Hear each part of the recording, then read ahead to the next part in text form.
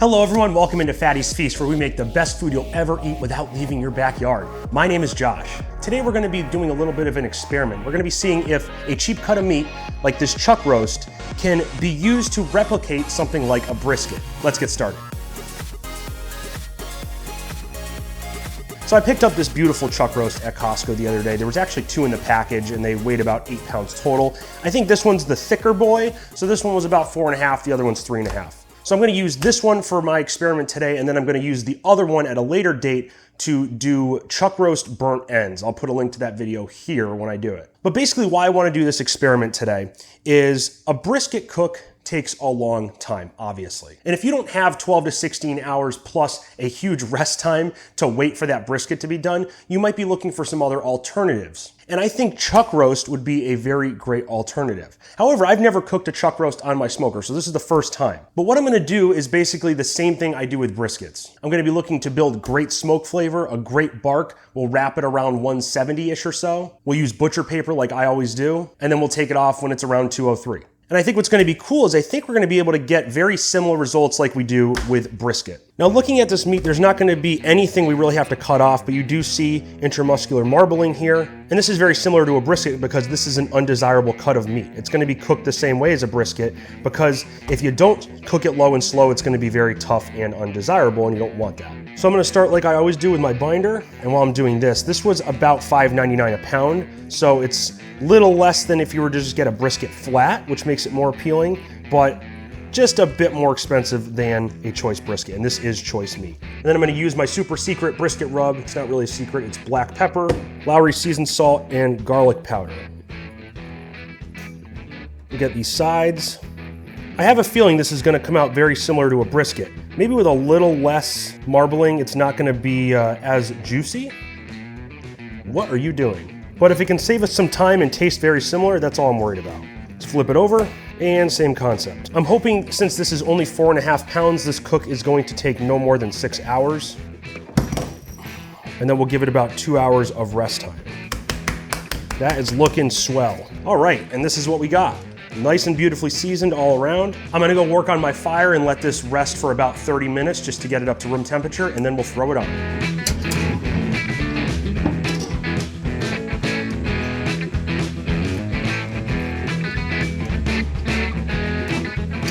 So like I said before, we're gonna use the same concepts and principles I do when cooking a brisket. I'm gonna keep my temps between 225 and 250 for the first few hours just to get as much smoke flavor as I possibly can. And unlike a brisket where I just let it go for 3 hours and don't touch it, I'm gonna check on this every hour just to see if I have to turn it because it's such a small piece of meat. If I see something drastic happen, I'll bring you guys back. But other than that, I'm not gonna plan on checking until about the 3 hour mark. And by then, I'm hoping we might be able to wrap. And just like a brisket, I'm gonna be looking at bark formation, fat render, and internal temperature to figure out when I will wrap. Now there's 2 things to keep in mind here. The first thing is that the fat render is not going to be as obvious as you would have on a brisket, basically because there's no big fat cap. You can't push it in and see if it's like butter. So I can push on the meat in spots where there's fat that's intermuscular, but other than that, I'm gonna have to sort of guess as to whether the fat's rendering as well. And the other concern I have is that this is a very small piece of meat compared to a brisket. This is only 4.5 pounds, where the briskets I normally cook are about 13 after trimming. Therefore, my concern is that we might over smoke it, or it might have too much smoke flavor to be really delicious. Or it could have amazing smoke flavor and be better than a brisket. I'm not really sure. And obviously that all has to do with surface area. With a big piece of thick brisket, you have more area for the smoke to travel on. Therefore, at the end of the day, you get a less condensed smoke flavor.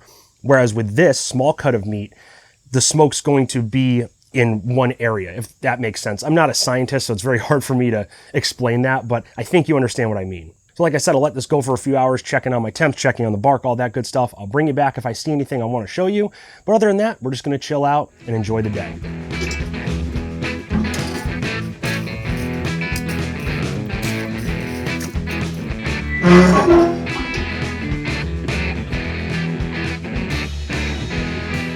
All right, everyone, we just hit 2 hours into this cook. I've been keeping my temperatures more so on the 225 level, on the lower end, because I'm trying to get some good smoke flavor on this. I just bumped them up a few minutes ago to about 250, so I want to show you what we're working with. All right, so this is about where I expected we'd be. We have some fat rendering and pooling right here. We'll just get that off in a second. But it's coming along nicely. We have a nice bark forming, nice red color. The fat is rendering. We see it on the sides there. See fat render right here. Not at the point, obviously, where I want to wrap, but it's coming along very nice. Let me just lift this up real quick. I'm trying to be careful because this wants to pull right off. So I don't want to damage that. As you can see, that already happened. I'm just going to spritz right there. Just on the bottom on this side. Just on the fire side. Then let me take an internal temp. We're at 132. Perfect. I'm assuming over here we're going to be a little higher. 147.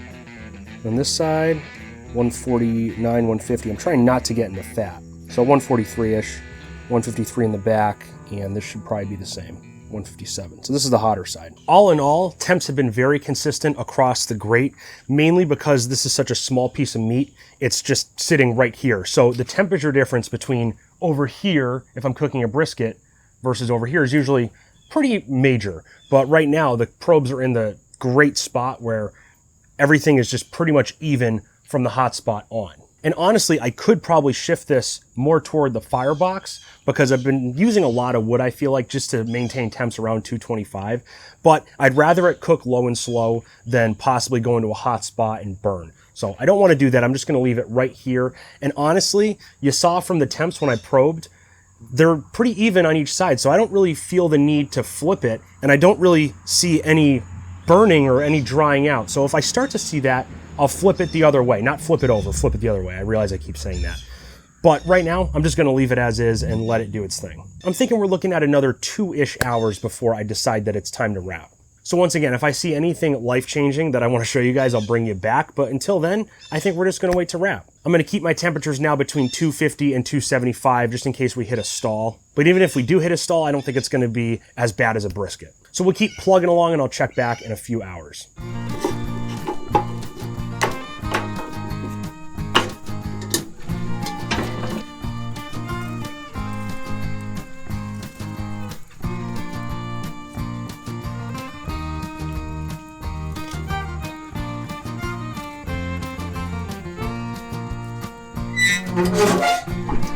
All right, everyone, we're back inside because there's a thunderstorm that wasn't supposed to happen that came through, so I can't really film outside right now. But we are, hang on, 7 hours into this cook, as I predicted would happen. And we haven't even wrapped yet. So we're at the point where we're able to wrap. We hit a stall around 5 hours in, I would say, maybe 4 hours in. We finally got through that, and now we've developed a really good bark. I'm gonna go grab it off the smoker because like I said, I can't film outside. We'll take a temp, we'll wrap it. Okay, so taking an internal temp, we're at 159, 163. We've hit the stall, like I said, so I'm not really that concerned. I know it's ready to wrap. And the edges are definitely more done than the middle for obvious reasons. If I lift this up, got a good bark on the underneath too. It's oozing with juices.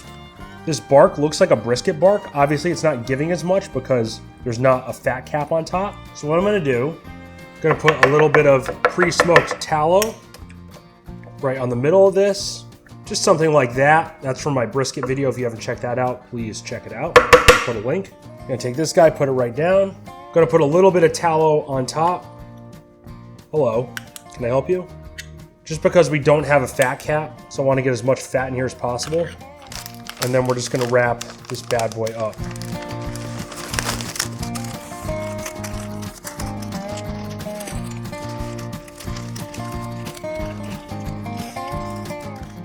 Gonna cut it right about here.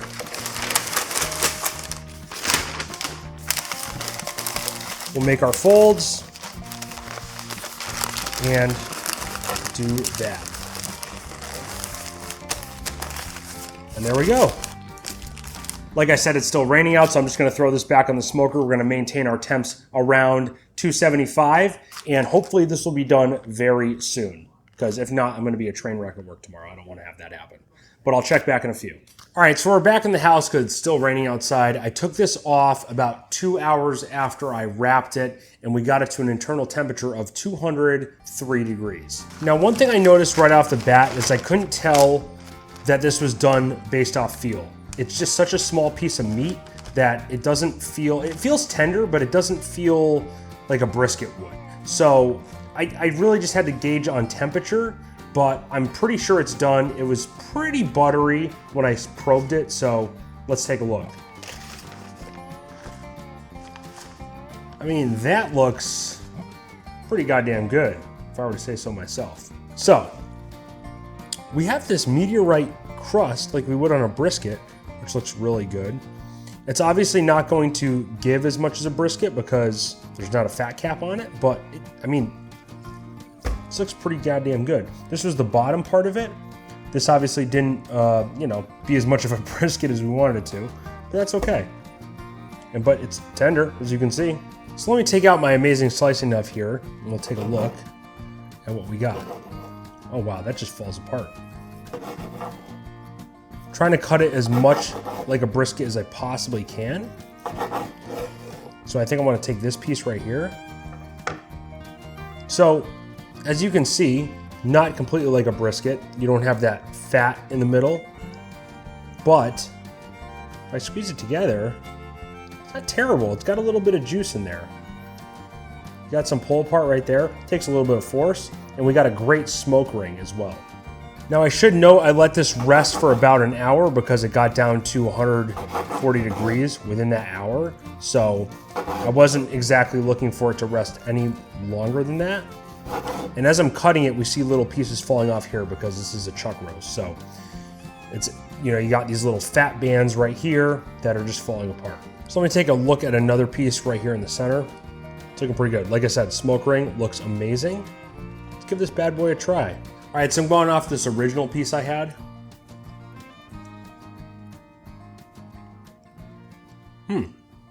It's tender, it falls apart. It tastes sort of like a brisket, but at the same time, it's missing that fat, you know? Like, let me take a piece of this because this has a little bit of fat on it. It's got that smoke flavor, but I feel like it's lacking something. Like I feel like it's lacking that fat flavor. Maybe one more chance. What if I take one with actual fat on it? That tastes pretty good. That tastes pretty briskety, if you ask me. I love the smoke flavor on it. I love the seasoning. The bark is really, really good. Take a look at this. I don't know if you can see that. That's pretty freaking amazing. Like, this is a burn end area. And that tastes really, really good. The smoke ring right there, so good. Oh my God. Would I spend 7 hours or 8 hours or 9 hours, whatever I did, smoking this again? I don't know. I mean, I still have another one in my freezer I have to do for chuck roast burnt ends. We're gonna see how those turn out. But would I just smoke a chuck roast again? I gotta think about it. Could I make it better? Maybe. I'm not really sure, to be honest. I mean, I would rather just sort of smoke a brisket. And like I said, like this was, it took a little bit of effort to pull that apart, but there wasn't much intermuscular fat with this. So can you make it better than this? I'm not really sure. It's not chewy at all. It's cooked to perfection, but there's something about it that's unlike a brisket that I sort of crave. And I think it's just the intermuscular fat and that melt in your mouth consistency.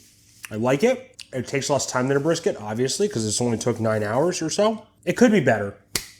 I think brisket obviously takes the cake, but hey, you know what? This bad boy, it's fine. You know, if you want a brisket alternative for game day, for football, whatever you want to do, you're going to love this. It'll wow your guests and you'll love them. And I'm sure when I make chuck roast burnt ends, those are going to come out really, really well also. So you should check out that link. I'll post it here or, oh wait, did I already post it in the beginning of the video? I can't remember. It's been a late night. I have to get up for work in like 3 hours. So anyway, I hope you enjoyed what you saw today on Fatty's Feast. If you like what you did, please smash that like button, get my content out to more people. Also, leave a comment on things you want to see me make on the smoker. I'd love to hear from you guys, and I'd love to get some more ideas from you. Over here, I'm going to put my smoker beef playlist. You're going to love that. That's hours of entertainment because most of the time I'm smoking beef on the smoker. And then over here, I'm going to put a video specifically designed for your taste. You're going to love that. Right in the middle, subscribe if you love me so much. And until next time, you stay safe, stay healthy, stay happy, and stay